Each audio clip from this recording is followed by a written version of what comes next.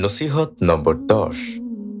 মূল বক্তব্য: ইসলামের বহিরাঙ্গ বা জাহিরি শরিয়ত ও সুন্নতের সংস্কার, হেফাজত এবং স্বৈরাচারী দুই মুঘল সম্রাটের স্বেচ্ছাচারিতা ও প্রবৃত্তি পরায়ণতার বিষাক্ত ছোবল থেকে ইসলামের আদর্শ রক্ষায় ও অধঃপতিত মুসলিম জাতির উদ্ধারে হজরত মুজাদ্দেদ আলফিসানি রহমাতুল্লাহ সাহেব যে নির্ভীকতা, দৃঢ়তা ও দূরদর্শিতার পরিচয় দেন সেই সম্পর্কে আলোচনা।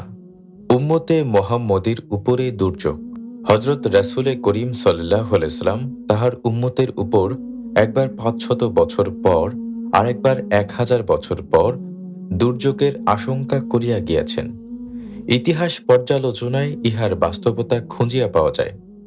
রাসূলে করিম সাল্লাল্লাহু আলাইহি সাল্লামের ৫০০ বছর পরে মুসলিম জাতি বর্বর তাতাতদের হামলায় ধ্বংস হওয়ার উপক্রম হয়, কিন্তু না, ইসলামের রক্ষক স্বয়ং খোদা তাআলা। তিনি উসমানিয়া খেলাফত প্রতিষ্ঠা করিয়া মুসলিম জাতি ও সত্য ইসলামকে বর্বর তাতাতদের হাত থেকে রক্ষা করেন। একসময় যাহারা ইসলামের ঘোরতর শত্রু ছিল, তাহাদের অন্তরেই ইসলামের মহাব্বত পয়দা হয় এবং শেষ পর্যন্ত তাহারাই ইসলামের বন্ধু বলিয়া প্রমাণিত হয়।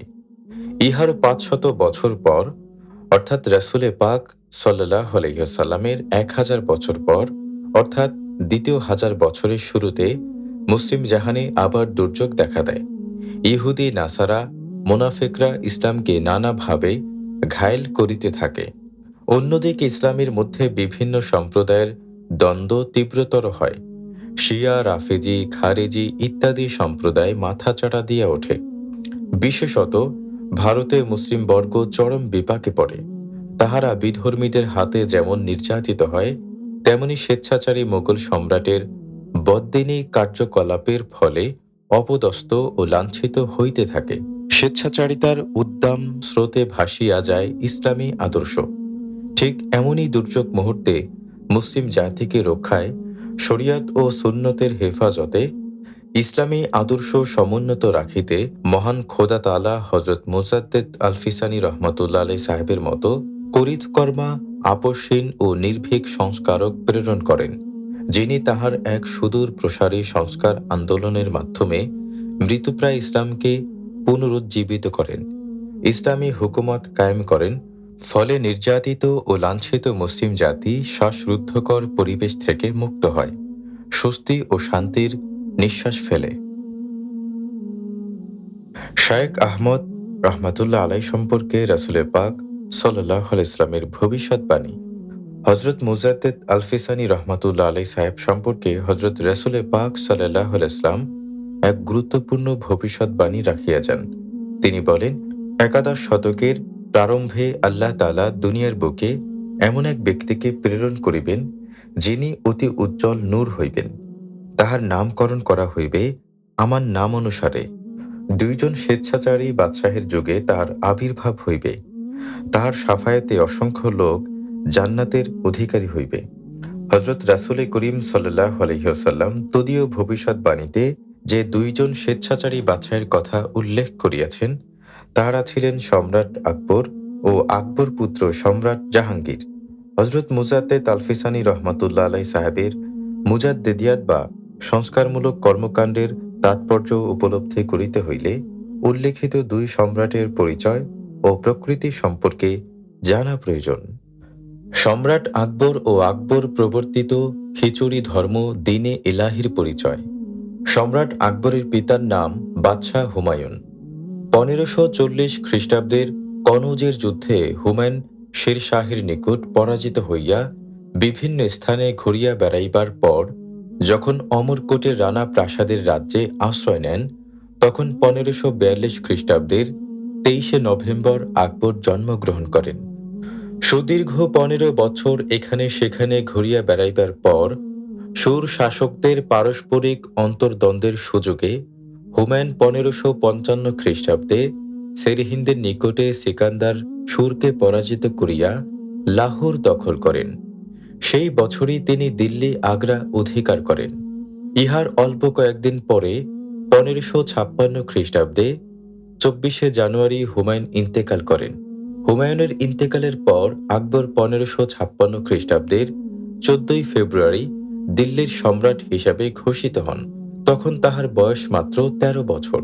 ইহার 5 বছর পরে 1560 খ্রিস্টাব্দে আকবর তদীয় 18 বছর বয়সে দিল্লির শাসনভার স্বহস্তে গ্রহণ করেন এবং রাজ্য পরিচালনা করিতে থাকেন।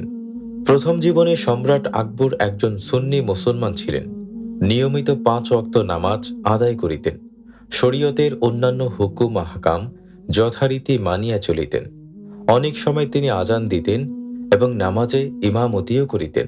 কিতাবে দেখা যায় কখনো কখনো তিনি মসজিদেও ঝাড়ু দিতেন। প্রতি বছর হজের মৌসুমে আকবর একজনকে আমির-ই হজ নিযুক্ত করিয়া বলিতেন, যে কেহই তাহার সহিত হজে গমন করিবেন তাহার সমুদায় খরচ সরকার বহন করিবে। ইহা ছাড়াও প্রতি বছর তিনি পবিত্র কাবা ঘরের জন্য এবং উহার প্রতিবেশীদের জন্য দামি দামি উপহার প্রেরণ করিতেন। কিন্তু পরবর্তীতে বিভিন্নমুখী প্রভাবে প্রভাবিত হইয়া আকবর সত্য পথচ্যুত হইয়া এক অদ্ভুত ধর্মমত প্রচার শুরু করেন, যাহা ছিল ইসলাম পরিপন্থী ও মুসলিম স্বার্থের বিপরীত কর্মকাণ্ড। ইতিহাস পর্যালোচনা করিলে দেখা যায় যে 16 শতাব্দী ছিল সন্দেহ, সংশয় ও অনুসন্ধানের যুগ। সে যুগ ছিল ধর্মান্দোলনের যুগ, পরমত সহিংসতার যুগ। এই যুগে আবির্ভাব হয় বিশ্বপ্রেম ও ভ্রাতৃত্ববোধ প্রচারক বিভিন্ন সাধু পুরুষের। কবির, নানক, শ্রীচৈতন্য ইহাদের মধ্যে অন্যতম। এই সমস্ত ধর্মনেতার প্রভাব আকবরের উপর পতিত হয়।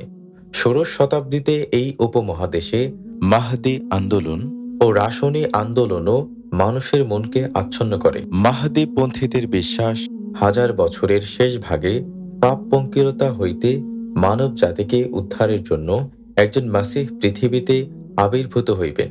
জনৈক সৈয়দ মোহাম্মদ নামক এক জৌনপুর নিবাসী এই মাহদী আন্দোলনের সূচনা করেন এবং নিজেকে সে বিশেষ মাহদী বলিয়া ঘোষণা করেন। অনুরূপে আফগানিস্তানে রাসনি আন্দোলন মাথা চাড়া দিয়া ওঠে। রাসনিগণ একজন মাসিহ বা উদ্ধারকর্তার আবির্ভাবে বিশ্বাস করিত। এই সকল আন্দোলনের অশুভ প্রভাবও আকবরের উপর পড়ে এবং তিনিও একজন ধর্ম প্রবর্তক হওয়ার সংকল্প করেন। পরে সকল ধর্মের মূল তথ্য সম্পর্কে জানিবার উদ্দেশ্যে ফতেহপুর সিক্রিতে 983 হিজরিতে একটি ইবাদতখানা নির্মাণ করেন। সেখানে আমন্ত্রণ করেন সকল ধর্মের মনীষীগণকে। ফলে যেমনই ইসলাম ধর্মের আলেম সকল সেখানে উপস্থিত হইতেন, তেমনি হিন্দু ধর্মের সাধু সন্ন্যাসীগণ, খ্রিস্টান ধর্মের পাদ্রী বা ধর্মযাজকগণ, জৈন ধর্মের পণ্ডিতগণও সেখানে উপস্থিত হইতেন এবং ধর্মীয় রীতিনীতি সম্পর্কে পরস্পর আলাপ আলোচনা ও তর্কযুদ্ধে লিপ্ত হইতেন। সকলের জন্য আকবরের এবাদতখানা উন্মুক্ত থাকায় সেখানে ভণ্ড সফিগণ ও দুনিয়াদার আলেমগণও উপস্থিত হইয়া ধর্মালোচনায় অংশগ্রহণ করিত। বাদশাহ আকবর ছিলেন নিরক্ষর, তিনি পড়িতে পারিতেন না, তাই বিভিন্ন ধর্মবিশ্বাসী মনীষীগণের ধর্মালোচনা তিনি শুনিতে পছন্দ করিতেন। ফলে সকল ধর্মের প্রভাবেই তাহার উপর পড়ে। বিভিন্ন ধর্মের নেতা বা ধর্মগুরু বা মনীষীদের প্রভাবে প্রভাবিত হইয়া দুনিয়াদার ও অসৎ আলেমদের পরামর্শে ও প্ররোচনায় সত্য ইসলাম বিধ্বংসী সর্বধর্ম সার সমন্বয়ে এক অদ্ভুত খিচুড়ি ধর্ম দ্বীন-এ ইলাহী প্রবর্তন করেন। দ্বীন-এ ইলাহীর আইন প্রণয়নের জন্য আকবর 40 রত্ন নামে একটি পরামর্শ সভা গঠন করে। সভার সকল সদস্যই ছিল সত্য পথচ্যুত। তাহারা আপন আপন বিবেক ও যুক্তিতর্কের মাপ কাঠিতে সব কিছুকে বিচার করিত। যাহা তাহাদের নিকট বিবেক সম্মত হইত, তাহাই দ্বীন-এ ইলাহীর নতুন আইন হিসেবে গৃহীত হইত। সম্রাট আকবর প্রবর্তিত দ্বীন-এ ইলাহীর সংক্ষিপ্ত পরিচয় নিম্নে তুলিয়া ধরা হইল। দ্বীন-এ ইলাহীর রূপরেখা। 1. দ্বীন-এ ইলাহীর মূল মন্ত্র লা ইলাহা ইল্লাল্লাহু আকবর খলিফাতুল্লাহ। 2. নব এই ধর্মে রাসূলে পাক সাল্লাল্লাহু আলাইহি ওয়াসাল্লামকে রাসূল হিসাবে স্বীকার করা রাষ্ট্রীয় বিধানে দণ্ডনীয় অপরাধ বলিয়া সাব্যস্ত হয়। তদস্থানে আকবরকে আল্লাহর প্রতিনিধি স্বীকার করা রাষ্ট্রীয় ও ধর্মীয় কর্তব্য বলিয়া নির্ধারিত হয়। 3. নবধর্মে ইসলামের 5টি স্তম্ভকেই অস্বীকার করা হয়। 4. নবধর্ম অনুসারীদের তথাকথিত ধর্মে দীক্ষিত হওয়ার শপথ বাণী ছিল নিম্নরূপ: আমি অমুকের পুত্র অমুক, এ যাবৎ বাপদাদার ধর্মের অনুসারী ছিলাম, এখন স্বেচ্ছায় ও সজ্ঞানে তাহা পরিত্যাগ করিয়া বাদশাহ আকবরের দিনে ইলাহি গ্রহণ করিতেছি এবং এই ধর্মের খাতিরে জান মাল ইজ্জত ও পূর্ব ধর্ম পরিত্যাগ করিতে প্রস্তুত আছি। কাজী নবধর্মে অনুসারীদেরকে সম্রাটের উদ্দেশ্যে 4টি জিনিস, ধন, জীবন, ইজ্জত ও ধর্ম বিসর্জন দিতে হইত। দিনে এলাহির অনুসারীদেরকে চেলা বলা হইত। 5. আকবর প্রত্যেক চেলাকে নিজের ক্ষুদ্র একখানি ফটো দান করিতেন। চেলা সকল তাহা সৌভাগ্যের প্রতীক স্বরূপ আপন আপন পাগড়ির সহিত লাগাইয়া রাখিত। 6. নবধর্মে সূর্য পূজা, নক্ষত্র পূজা, অগ্নি, বৃক্ষ বা গরু পূজা প্রবর্তিত হয়। বাদশাহ আকবর প্রত্যহ নিজে 4 বার ভোরে, দ্বিপ্রহরে, সন্ধ্যায় ও মধ্যরাতে বাধ্যতামূলকভাবে সূর্য পূজা করিতেন। তাহার অনুসারী বর্গ বা চেলা সকলের প্রতিও সূর্য পূজার কঠোর নির্দেশ ছিল। 7. বাদশাহের চেহারা দর্শন না করা পর্যন্ত দিনে ইলাহির অনুসারীদের দাঁত মাজা বা কোনো কিছু পানাহার করা নিষিদ্ধ ছিল। ভোরের সূর্য পূজা শেষে বাদশাহ বাহিরে আসিলে নরনারী নির্বিশেষে সকলেই একসঙ্গে তাহাকে সেজদা করিত। 8. নতুন ধর্মে পুনর্জন্মবাদ বিশ্বাস করা হয়। বাদশাহ আকবর নিজেও বিশ্বাস করিতেন যে মৃত্যুর পর তিনি অন্য কোনো স্বর্ণ সিংহাসনের অধিকারী হইয়া একই রূপ প্রভাব প্রতিপত্তির সহিত পুনরায় আবির্ভূত হইবেন। 9. দিনে ইলাহিতে মদ পান বৈধ ঘোষণা করা হয়। বাদশাহ নিজে মদ পান করিতেন এবং অন্যান্যদের মদ্যপানে উদ্বুদ্ধ করিতেন। 10. নবধর্মমতে সুদ, জুয়া, এমনকি জেনা পর্যন্ত বৈধ ঘোষিত হয়।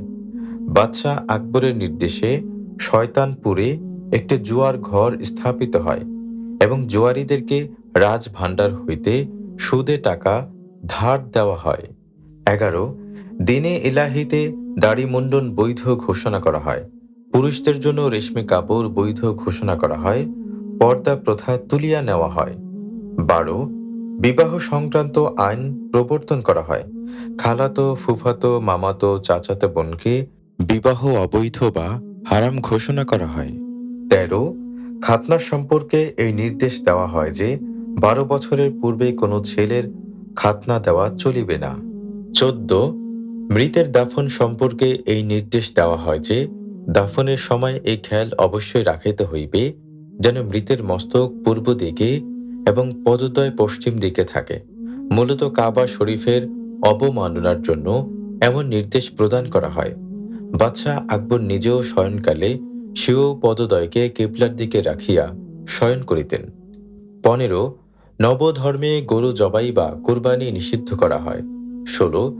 গরু, মহিষ, উট, বকরির গোশত যাহা ইসলামী দৃষ্টিকোণে হালাল তাহা হারাম ঘোষণা করা হয় এবং বাঘ, ভাল্লুক, কুকুর, বিড়ালের গোশতকে হালাল করিয়ে দেওয়া হয়। 17. আরবি এলেম শিক্ষা করাকে রাষ্ট্রীয় বিধানে অমার্জনীয় অপরাধ রূপে সাব্যস্ত হয়। ফলে বহু আলেম উলামা দেশ ত্যাগে বাধ্য হন।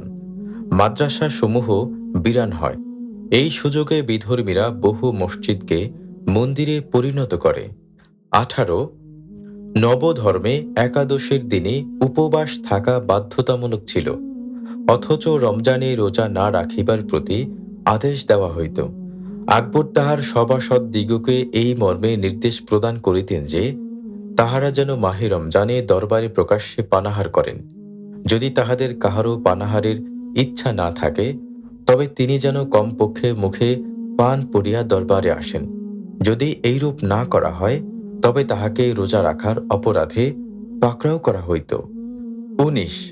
নওরোজ উৎসবের দিনে দরবারের আলেম উলামা, কাজী, মুফতি সকলের জন্যই মদ্যপান বাধ্যতামূলক ছিল। 20. দিনে ইলাহির অনুসারীদেরকে একে অন্যের সহিত সাক্ষাৎ হইলে আসসালামু আলাইকুমের পরিবর্তে আল্লাহু আকবর এবং তদুত্তরে জাল্লা জালালুহু মা আকবর শানুহু বলার নির্দেশ দেওয়া হইয়াছিল। 21 দিনে ইলাহির ভক্তদের এই নির্দেশ দেওয়া হয়, তাহারা যেন প্রত্যেকে নিজ নিজ চিঠিপত্রের শিরোনামে আল্লাহু নামের সাথে আকবর নামটি অবশ্যই লিখে, অন্যথায় নতুন আইনে উহা দণ্ডনীয় অপরাধ বলিয়া সাব্যস্ত হইবে।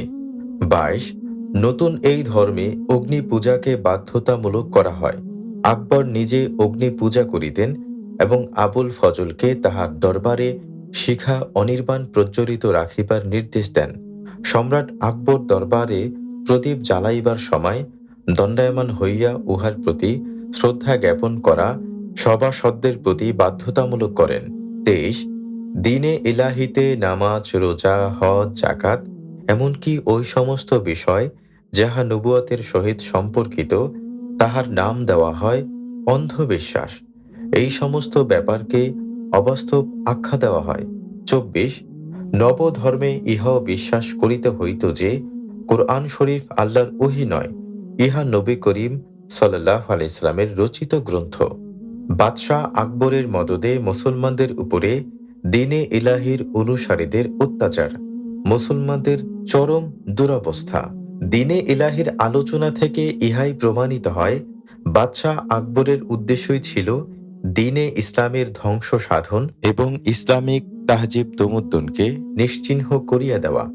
এতদ্ব্যতীত ইহাও স্পষ্ট হয় যে আকবর গদি রক্ষার স্বার্থে রাজনৈতিক স্থিতিশীলতা আনায়নে 95% হিন্দু প্রজাদের মনোরঞ্জনেরও চেষ্টা করিয়াছেন। আর তাই হয়তো সুচতুর আকবর তাহার নবপ্রবর্তিত দিনে ইলাহির নীতিমালায় হিন্দু ধর্মীয় রীতিনীতির সংযোজন করেন সর্বাপেক্ষা বেশি। ফলে হিন্দু সমাজ আনন্দিত হয়, উৎফুল্ল হয়। তাহারা পূর্বাপেক্ষা অধিক বেগে মুসলমানদের উপর নির্যাতন করিতে থাকে। মুসলমানদের জন্য ইসলাম প্রচার দুঃসাধ্য কর্মে পরিগণিত হয়। হযরত মুজাদ্দেদ আলফিসানি রহমাতুল্লাহ আলাইহি সাহেব সেই সময়কার পরিস্থিতি সম্পর্কে বলেন, মুসলমানরা ইসলাম প্রচার করিতে পারিত না। কেহ যদি উহা প্রচারে সচেষ্ট হইত তবে তাহাকে হত্যা করা হইত। মুক্তবাদ শরীফ প্রথম খণ্ড মকতুব নং 46। মুজাদ্দেদ আলফিসানি রহমাতুল্লাহ আলাইহি সাহেবের সংস্কারমূলক কর্মকাণ্ড। মুসলমানদের চরম দুর্দিনে আসমানি মদত লইয়া আবির্ভূত হন হাজারি মুজাদ্দিদ হযরত শায়খ আহমদ সিরহিন্দি রহমাতুল্লাহ আলাইহি সাহেব। তিনি সুদূর প্রসারী এক সংস্কার কর্মসূচি হাতে নেন এবং ধর্মদ্রোহী শাসক গোষ্ঠীর ছোবল থেকে ইসলাম ধর্ম ও মুসলিম জাতিকে রক্ষা করেন। সকল বেদিনী কার্যকলাপকে ধ্বংস করিয়া তদস্থলে আল্লাহ তাআলার কানুন বা শরীয়তের আইন প্রতিষ্ঠা করেন। হযরত মুজাদ্দেদ আলফিসানি রহমাতুল্লাহ আলাইহি সাহেবের সংস্কারমূলক কর্মকাণ্ডের আলোচনার পূর্বে বাদশাহ আকবরের পুত্র সম্রাট জাহাঙ্গীরের পরিচয়, প্রকৃতি বা স্বভাব ও কর্মকাণ্ড সম্পর্কে কিছু উল্লেখ করা প্রয়োজন। অধিকাংশ ঐতিহাসিকদের মতে বাদশাহ আকবর তদপ্রবর্তিত দিনে ইলাহির উপরেই ইন্তেকাল করেন। আকবরের মৃত্যুর পরে সম্রাট জাহাঙ্গীর সিংহাসনে অধিষ্ঠিত হন। তিনিও আকবর প্রবর্তিত দিনে ইলাহির একজন অনুসারী বা চেলা ছিলেন। পিতার মতো তিনিও সূর্য পূজা, প্রদীপ পূজা করিতেন। দশহরা ও দীপালি উৎসবে তিনিও পিতার ন্যায় যোগদান করিতেন এবং রাখি বন্ধনের প্রতীক গ্রহণ করিতেন। নিজে শরাব পান করিতেন এবং অন্যদেরকে শরাব পানে অনুপ্রাণিত করিতেন। দিনে ইলাহির সমস্ত আইন কানুনই তিনি বলবৎ রাখেন। আকবর হিন্দুদের উপর থেকে জিজিয়া ও তীর্থকর রহিত করিয়াছিলেন। সম্রাট জাহাঙ্গীরও তাহা বলবৎ রাখেন। সেজদা প্রথাও পূর্ববৎ চালু থাকে। মোট কথা, পুত্র জাহাঙ্গীর পিতা আকবরের সুযোগ্য সন্তানের ভূমিকাই পালন করেন। ফলে দেশের বাদশাহ ও অমাত্যবর্গের স্বেচ্ছাচারিতা ও প্রবৃত্তি পরায়ণতার উদ্যম সয়লাবে ভাসিয়া যায় ইসলামী আদর্শ ও বিপন্ন হয় আল্লাহর হাবিবের সুন্নত, নির্যাতিত নিষ্পেষিত হয় মুসলিম জাতি। এই সময়ে তথা আকবর ও জাহাঙ্গীরের রাজত্বকালে সমগ্র ভারতে বেশ কয়েকজন হক্কানি আলেম ও আউলিয়া কেরাম ছিলেন। হযরত শাহ ওয়ালি উল্লাহ দেহলভী রহমাতুল্লাহ আলাইহি সাহেব বলেন, এই সময় কেবলমাত্র দিল্লি শহরেই মওজুদ মনীষীদের মধ্যে অন্যতম ছিলেন সৈয়দ আব্দুল ওয়াহাব বুখারী, শাহ মুহাম্মদ খেয়ালি, শায়েখ আব্দুল আজিজ চিশতি, শায়েখ আব্দুল হক মুহাদ্দিস দেহলভী রহমাতুল্লাহ আলাইহি প্রমুখ। এই বুজুর্গদের প্রত্যেকেই কারামত সম্পন্ন ও নিজ নিজ ক্ষেত্রে ইমাম সদৃশ ছিলেন। তাহাদের লিখিত অসংখ্য পুস্তকও মজুদ আছে। শাহ সাহেব বলেন, গঙ্গুহে শায়েখ আব্দুল কুদ্দুস গঙ্গোহী রহমাতুল্লাহ আলাই ও তাহার আওলাদগণ বর্তমান ছিলেন। তাহারা সকলেই শরিয়ত ও মারিফাতের জ্ঞানে অদ্বিতীয় ছিলেন। কিন্তু মৃতপ্রায় শরিয়ত ও সুন্নত রক্ষায় ধর্মদ্রোহী আকবর ও জাহাঙ্গীরের বদদিনে কার্যকলাপ তথা দিনে ইলাহির বিরুদ্ধে কেহই রুখিয়া দাঁড়ান নাই। একমাত্র হাজারি মুজাদ্দেদ হজরত শায়েখ আহমদ সিরহিন্দি রহমাতুল্লাহ আলাই সাহেব শাহী ফিতনার বিরুদ্ধে লৌহ কঠিন মনোবলে হিমালয়ের মতো রুখিয়া দাঁড়ান। দিনে ইলাহির বিরুদ্ধে মজবুত প্রাচীর গড়িয়া তোলেন। ধীরে ধীরে দিন ইসলাম বিরোধী সমুদায় কার্যকলাপ সমূলে ধ্বংস করিয়া তথায় ইসলামিক কানুন প্রতিষ্ঠা করেন। এই প্রসঙ্গে উলামায়ে হিন্দ বা শানদার মাঝি গ্রন্থের প্রণেতা মাওলানা সৈয়দ মোহাম্মদ মিয়া মুজাদ্দেদ আলফিসানি রহমাতুল্লাহ আলাই সাহেবের সংস্কারমূলক কর্মকাণ্ড ও শ্রেষ্ঠত্বের প্রতি আলোকপাত করিয়া বলিতেছেন, আকবর ও জাহাঙ্গীরের আমলে কেবল হিন্দুস্থানই নয়, বরং কাবুল, তুর্কিস্তান ও খোরাসানে দিন ইসলামের অবস্থা খুবই নাজুক ছিল। সকলেই দিনের দুরবস্থার জন্য দুঃখ প্রকাশ করিত, কিন্তু কেহই উহার সংস্কারের জন্য সচেষ্ট হইত না। হিন্দুস্তানে সবচেয়ে বড় মুসিবত ছিল এই যে, আম ও খাস সকলের উপর তাসওফের রং এত গভীর প্রভাব বিস্তার করিয়াছিল, যাহা ছিল অবর্ণনীয়। কিন্তু প্রকৃত তাসাউফের পবিত্রতা মূর্খতা ও বিদআতের সংমিশ্রণে একেবারেই কলুষিত হইয়া পড়িয়াছিল। বরং এক প্রকারের খেয়াল খুশি ও স্বেচ্ছাচারিতাকে তরিকতের গোপন তথ্যের আখ্যায়িত করিয়া লোকদিগকে ধোঁকা দেওয়া হইত। সাধারণ লোকেরা শরীয়তের শিক্ষা পরিত্যাগ করায় গুমরাহিতে নিমজ্জিত হইত। একদিকে ভণ্ড সুফিদের খানকার বেড়াজাল সারা দেশকে আবদ্ধ করিয়া রাখিয়াছিল, অন্যদিকে আকবরী শাসনের প্রভাবে চতুর্দিকে বেদাত বিস্তার লাভ করে এবং এই কর্মে উলামায়ে সু, অসৎ আলেম ও দুনিয়ার সুফি নামধারীগণ অগ্রণী ভূমিকা পালন করে। এই ফিতনা প্রতিরোধ করিবার শক্তি আল্লাহ তাআলা একমাত্র হজরত মুজাদ্দেদ আলফিসানি রহমাতুল্লাহ আলাই সাহেবকেই প্রদান করেন। হজরত মুজাদ্দেদ আলফিসানি রহমাতুল্লাহ আলাই সাহেব বাদশাহকে সংশোধন করিবার পূর্বে প্রথমে বাদশাহের আমির উমারাদের হেদায়েতের পদ্ধতি অবলম্বন করেন। তিনি অমাত্যবর্গের উপরে তাওয়াজ্জুহ শক্তি প্রয়োগ করেন। ফলে আমির উমারাহদের অনেকেই তাহার মুরিদ ও ভক্ত হন। মুজাদ্দেদ আলফিসানি রহমাতুল্লাহ আলাই সাহেব ধীরে ধীরে অত্যন্ত যত্ন ও সতর্কতার সাথে তাহাদিগকে তালিম দেন। ফলে দ্রুতই অমাত্যবর্গের অনেকেই দিনে ইলাহির প্রভাব মুক্ত হন, বদ্দিনে কার্যকলাপ পরিত্যাগ করেন। তাহাদের দিলে আল্লাহ রাসূলের মহাব্বতও পয়দা হয়। অমাত্যবর্গ বা বাদশাহের আমির উমারাগণের মধ্যে প্রভাবশালী যে সকল ব্যক্তি হজরত মুজাদ্দেদ আলফিসানি রহমাতুল্লাহ আলাই তাওয়াজ্জুহ হতে সংশোধিত হন, তাহাদের মধ্যে অন্যতম হইলেন আব্দুর রহমান খান খানান, খান জাহান, খান আজম, সদরে জাহান, মির্জা দারা, কালিজ খান, নওয়াব শায়ক ফরিদ, হাকিম ফতুহুল্লাহ, শায়ক আব্দুল ওয়াহাব, সৈয়দ মাহমুদ, সৈয়দ আহমদ প্রমুখ। এই সকল ব্যক্তিবর্গ সম্রাট জাহাঙ্গীরের দরবারের স্তম্ভস্বরূপ ছিলেন। মুজাদ্দেদ সাহেব প্রথমে এই সকল ব্যক্তিবর্গকে সংশোধন করেন, তৎপর ইহাদেরই মাধ্যমে বাদশাকে সংশোধনের চেষ্টা করেন। উল্লেখিত অমাত্যবর্গের নিকট লিখিত পত্রাবলী যাহা মুক্তবাদ শরীফে সন্নিবেশিত আছে, তা থেকে ইহার প্রমাণ পাওয়া যায়। খান আজম ছিলেন বাদশাহ আকবরের উমারাহগণের অন্যতম। বাদশাহ জাহাঙ্গীরের রাজত্বকালেও তিনি বিশিষ্ট মর্যাদা সম্পন্ন ব্যক্তিত্ব ছিলেন। হজরত মুজাদ্দেদ রহমাতুল্লাহ আলাই সাহেব তাহাকে লিখিতেছেন, সত্য সংবাদদাতা হজরত রাসূলে করিম সাল্লাল্লাহু আলাইহি ওয়াসাল্লাম ইরশাদ করিয়াছেন, ইসলাম ইহার প্রারম্ভে যেমন অপরিচিত ছিল, অচিরেই উহা পুনরায় অপরিচিত হইয়া যাইবে। কাজেই ইসলামকে প্রতিষ্ঠিত করিবার লক্ষ্যে যাহারা অন্যের চোখে অপরিচিত ও অপছন্দনীয় হয়, তাহাদের জন্য খোশ খবর। বর্তমানে ইসলাম ধর্মের অসহায়তা ও করুণ অবস্থা এই পর্যায়ে পৌঁছিয়াছে যে, কাফেরগণ প্রকাশ্যভাবে ইসলামের দোষারোপ করিতেছে, তাহারা মুসলমানদের বদনাম করিতেছে এবং নির্ভয়ে কুফরি হুকুম আহকাম জারি করিয়া বাজার, রাস্তাঘাট, অলিগলিতে নিজেদের প্রশংসা করিতেছে। অপরপক্ষে মুসলমানদের জন্য ইসলামী হুকুম আহকাম প্রচার করা নিষেধ। সুবহানাল্লাহি ওয়া বিহামদিহি কথিত আছে যে শরীয়ত তরবারির ছায়ার নিচে, কেননা প্রকৃতপক্ষে শরীয়তের সৌন্দর্য বাদশাহের উপর নির্ভরশীল। কিন্তু আফসোস, এখানে ব্যাপারটি বিপরীত। ইহা কতই না হৃদয় বিতারক। বর্তমানে আপনার ব্যক্তিত্বের মর্যাদা অনেক বেশি। আমরা এই ধর্মযুদ্ধে দুর্বল ও পরাজিত। কেবল আপনার মুখের দিকে আশান্বিত হইয়া চাহিয়া আছি। আল্লাহ তাআলা যেন আপনাকে এই ধর্মযুদ্ধে সাহায্য করেন। মকতুব নম্বর ৬৫, প্রথম খণ্ড। বৈরাম খানের ভাগিনা খান জাহান ছিলেন বিশেষ ব্যক্তিত্ব সম্পন্ন, যাহার প্রভাব ও প্রাধান্য রাজত্বের অধিকাংশ আমির ওমারাদের উপর ছিল।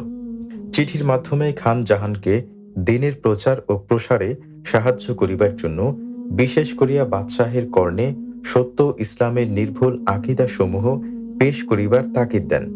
এই প্রসঙ্গে তিনি খান জাহানকে বলেন, এই মহিয়ান বাদশাহ জাহাঙ্গীর যখন আপনার কথা ভালোভাবে শ্রবণ ও গ্রহণ করিতে পারেন বলিয়া মনে হয়, তখন ইহা বড় দৌলত হইবে যে আপনি প্রকাশ্যে বা ইশারা ইঙ্গিতে আহলে সুন্নাতুল জামাতের আকিদাগুলির সহিত সামঞ্জস্যপূর্ণ কালিমাই হক তথা কালিমাই ইসলামকে তাহার কর্ণে পৌঁছাইয়া দেন এবং যতদূর সম্ভব আহলে হকের কথাগুলি তাহার সম্মুখে পেশ করুন।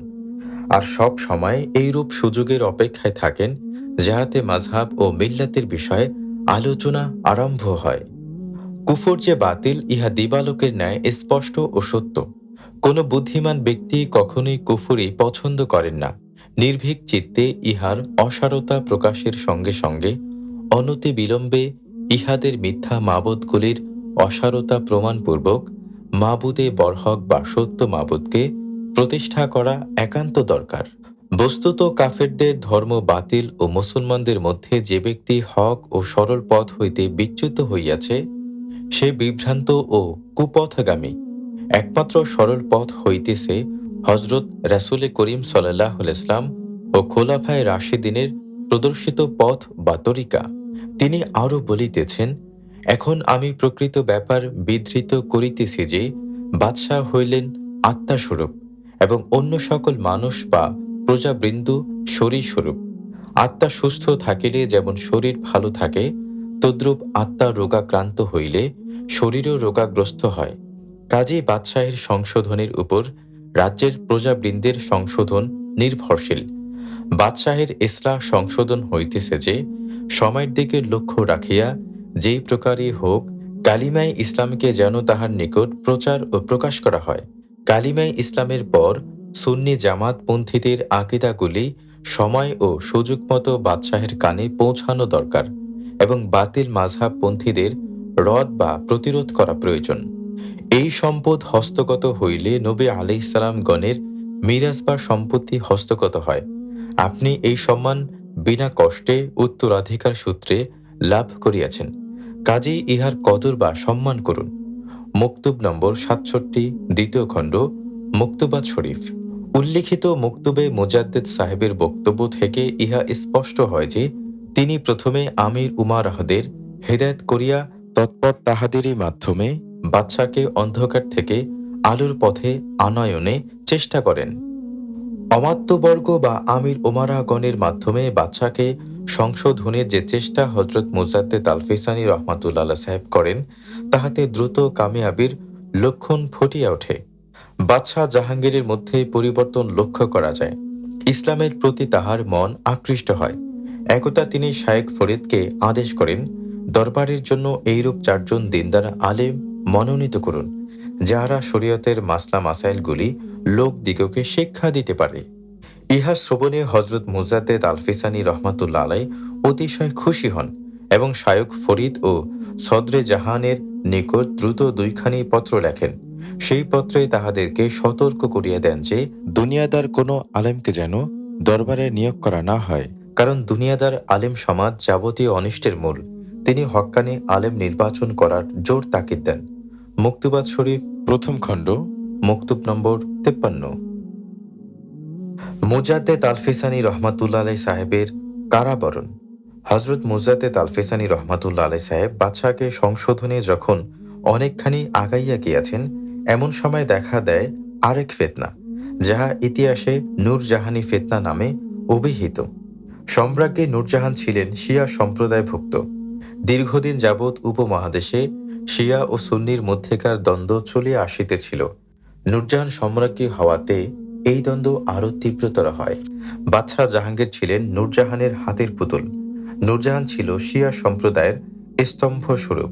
শিয়ারা দেখিল দিল্লির ক্ষমতা যেহেতু নূরজাহানের নিয়ন্ত্রণে এবং নূরজাহানের ভ্রাতা আসফ খান সম্রাট জাহাঙ্গীরের উজির, কাজেই সুন্নিদের কোণঠাসা করিবার এখনই উপযুক্ত সময়। শিয়া মতবাদ প্রচার করার এই অপূর্ব সুযোগ হাতছাড়া করা উচিত নয় চিন্তা করিয়া শিয়ারা আসফ খানের যোগ সাজসে নূরজাহানের মাধ্যমে শিয়া মতবাদের প্রচার ভিত্তিক কর্মকাণ্ড চালাইতে লাগিল। ইহাতে বাধা দান করিলেন হজরত মুজাদ্দেদ আল-ফিসানী রহমাতুল্লাহ আলাইহি সাহেব। তিনি শিয়া মতবাদের অসারতা ও ভিত্তিহীনতা প্রমাণে পুস্তকাদি রচনা করিলেন। ইহাতে নূরজাহান খুবই রুষ্ট হইলেন। পরিশেষে নূরজাহান ও তাহার ভ্রাতা আসফ খানের চক্রান্তে বাদশাকে সেজদা না করিবার অভিযোগে হজরত মুজাদ্দেদ আল-ফিসানী রহমাতুল্লাহ আলাইহি সাহেবকে গোয়ালিয়রের দুর্গে বন্দী করিয়া রাখিবার নির্দেশ দিলেন।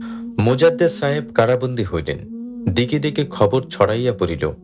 জাহাঙ্গীরের প্রশাসন যন্ত্রে বিশেষ বিশেষ আমির ওমারাগণ, যাহারা মুজাদ্দেদ সাহেবের মুরিদ ছিলেন, তাহারা আপন মুর্শিদের উপর সম্রাটের নির্যাতনে বাদশাহের উপর ভীষণ রুষ্ট হন এবং ভিতরে ভিতরে তাহারা একটি বিদ্রোহী দল তৈরি করেন। এদিকে আপন পীরের কারাবন্দির সংবাদে দেশে বিদেশে মুজাদ্দেদ সাহেবের যত মুরিদান ও আশেকান ছিলেন, তাহারাও সংঘটিত হন।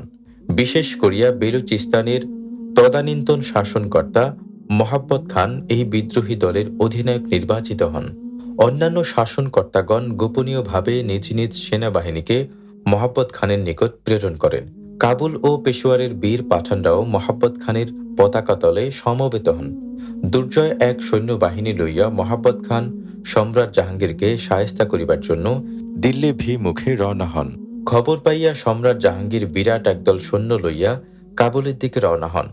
পথিমধ্যে ঝিলাম নদীর তীরে এক স্থানে উভয় পক্ষের মধ্যে যুদ্ধ সংঘটিত হয়। যুদ্ধে মোহাব্বত খানের নিকট সম্রাট জাহাঙ্গীর পরাজিত হন, বন্দী হন। উজির আসফ খানও বন্দী হন। সম্রাজ্ঞী নূরজাহান বাদশাহ ও আসফ খানের পরাজয় ও বন্দিত্বের সংবাদ পাইয়া আরও এক শক্তিশালী সৈন্যবাহিনী লইয়া সাহায্যের উদ্দেশ্যে অগ্রসর হন, কিন্তু তিনিও বন্দী হন। কারাগার হইতে হজরত মুজাদ্দেদ আল-ফিসানী রহমাতুল্লাহ আলাইহি সাহেব এই যুদ্ধের সংবাদ পান। তিনি জানিতে পান বাদশাহ জাহাঙ্গীর বন্দী, নূরজাহান বন্দিনী এবং নূরজাহানের ভাই আসফ খানও বন্দী। এই সংবাদ পাইয়া তিনি মোহাব্বত খান সহ তদীয় আমির উমারাগণের প্রতি এক বাণী পাঠান। সেই বাণীতে তিনি বলেন, আমি সিংহাসনের লোভী নই, যুদ্ধ বিগ্রহ আমি পছন্দ করি না। আমি যে কারা জীবনের তাকলিফ বরণ করিয়া লইয়াছি, তাহা এক মহৎ উদ্দেশ্যেই। আমার সেই উদ্দেশ্য আল্লাহর দয়ায় যখন সফল হইবে, তখন আপনা হইতে আমার মুক্তির ব্যবস্থা হইবে। তোমরা যে পথে অগ্রসর হইতেছ, ইহা আমার অভিপ্রেত নয়। উদ্দেশ্য সফলতার পথে ইহা বিঘ্নই সৃষ্টি করিবে। সুতরাং অবিলম্বে যুদ্ধ বিগ্রহ বন্ধ করিয়া সম্রাটকে মুক্তি দাও ও তাহারই অনুগত হইয়া চলো। বৃহত্তর কল্যাণের জন্য আমি তোমাদিগকে এই উপদেশ দিতেছি। ইনশাল্লাহ আমি অচিরেই মুক্তি লাভ করিব। পীরের নির্দেশ পাইয়া মোহাব্বত খান সম্রাট জাহাঙ্গীর, সম্রাজ্ঞী নূরজাহান ও অপরাপর বন্দীদের মুক্তি দেন। সম্রাট জাহাঙ্গীর পুনরায় সিংহাসনে অধিষ্ঠিত হন। কারামুক্তি। উল্লিখিত ঘটনায় সম্রাট জাহাঙ্গীর ভাব বিহ্বল হন। তিনি মুজাদ্দেদ আল-ফিসানী রহমাতুল্লাহ আলাইহি সাহেবের মহানুভবতায় অভিভূত হন এবং তাহার মুজাদ্দেদ সাহেবের কারামুক্তির নির্দেশ দেন। কিন্তু সম্রাজ্ঞী নূরজাহানের চক্রান্তে সেই নির্দেশও বাস্তবায়িত হইতে বিলম্ব হয়।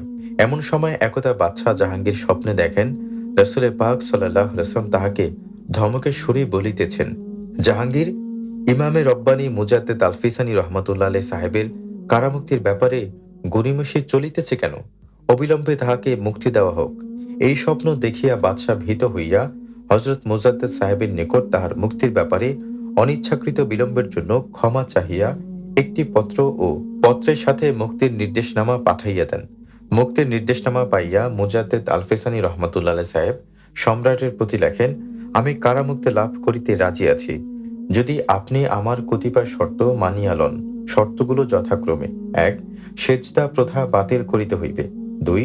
সমগ্র ভারতবর্ষে আপনার পিতার আমল হইতে এই পর্যন্ত যতগুলি মসজিদ ধ্বংস করা হইয়াছে, সেইগুলির পুনর্নির্মাণের ব্যবস্থা করিতে হইবে এবং রাজ দরবারের সদর দরজার সামনে একটি মসজিদ তৈরি করিতে হইবে। ৩. গরু জবেহ সম্পর্কে যে নিষেধাজ্ঞা চলিয়া আসিতেছে, তাহা বাতিল করত মুসলমান দিগকে এই ব্যাপারে সম্পূর্ণ স্বাধীনতা প্রদান করিতে হইবে, আর আপনাকে নিজ হাতে গরু জবেহ করিতে হইবে। ৪.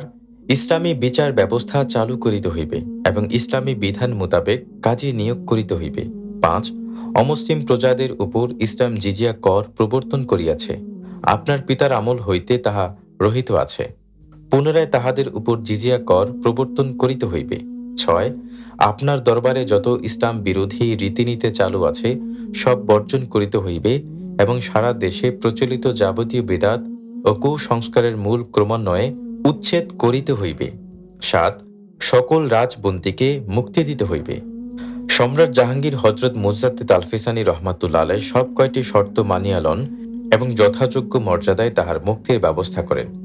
এমনইভাবে হাজারি মুজাদ্দেদ রহমাতুল্লাহ আলাইহ সাহেব তদীয় মহান আত্মার তাওয়াজ্জুহ বলে এক রক্তপাতহীন বিপ্লবী সংস্কার কর্মকাণ্ড সম্পাদন করেন। তার হিকমত ও কৌশলে দ্বীনে ইলাহির মূলচ্ছেদ হয়, সমস্ত বদদিনী কার্যকলাপ রহিত হয়, মোগল সাম্রাজ্যে পুনরায় ইসলামী হুকুমত জারি হয়, নির্যাতিত ও অত্যাচারিত মুসলিম জাতি স্বস্তি ও শান্তির নিঃশ্বাস ফেলে। মুজাদ্দিদিয়া তরিকায় হজরত এনায়েতপুরী কুদ্দেসা সিরুল আজিজ সাহেবের মর্যাদা। মুজাদ্দেদ আল-ফিসানি রহমাতুল্লাহ আলাইহ সাহেবের পরে এই তরিকার ভিতর দিয়া এক একজন করিয়া মুজাদ্দেদ আসিতেছেন, যিনি মুজাদ্দেদ আল-ফিসানি রহমাতুল্লাহ আলাইহ সাহেবেরই প্রতিনিধি স্বরূপ সংস্কারমূলক জাগতিক ও আধ্যাত্মিক কর্মকাণ্ড সম্পাদন করিতেছেন। মুজাদ্দিদ সাহেবের পরে যতজন প্রতিনিধি দুনিয়ার বুকে কদম রাখিয়াছেন, তাহাদের মধ্যে আমার পীর কেবলাজান সর্বদিক দিয়া শ্রেষ্ঠতম জ্ঞানে, গুণে, মর্যাদায়, মাহাত্ম্যে, সংস্কার বা সংশোধনমূলক কর্মকাণ্ড সম্পাদনে আমার পীরের সম আসমানের নিচে আর দৃষ্ট হয় না। তিনি এখন দুনিয়াতে নাই, তদীয় নেয়ামতের ডালা তিনি আমার মস্তকে রাখিয়া গেছেন এবং বলিয়াছেন, তোকে যারা ভালোবাসবে তারা মুজাদ্দেদ সাহেবের কোলে থাকবে।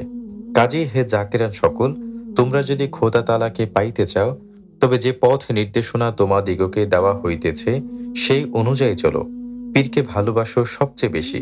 আমি দোয়া করি তোমরা যাহাতে মঞ্জিলে মাকসুদে পৌঁছাইতে পারো। আমিন। টিকা: নূর, জ্যোতি, তাহজিব তমুদ্দুন, সভ্যতা সংস্কৃতি, মওজুদ, জমা সঞ্চিত, খোঁজ খবর, সুসংবাদ, কুফর, আল্লাহতে অবিশ্বাস, তফলিফ, দুর্ভোগ, দুঃখ কষ্ট।